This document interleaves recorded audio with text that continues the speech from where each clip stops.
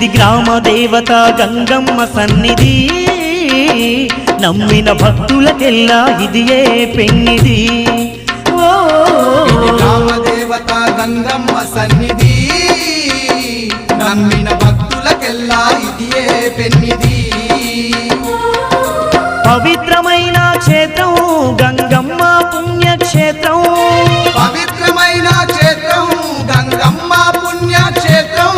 దర్శించిన వారికి భాగ్యం భక్తులకిదియే పుణ్యం, దర్శించిన వారికి భాగ్యం భక్తులకిదియే పుణ్యం. ఇది సక్కనైన గంగమ్మ పండుగ, గ్రామ ప్రజల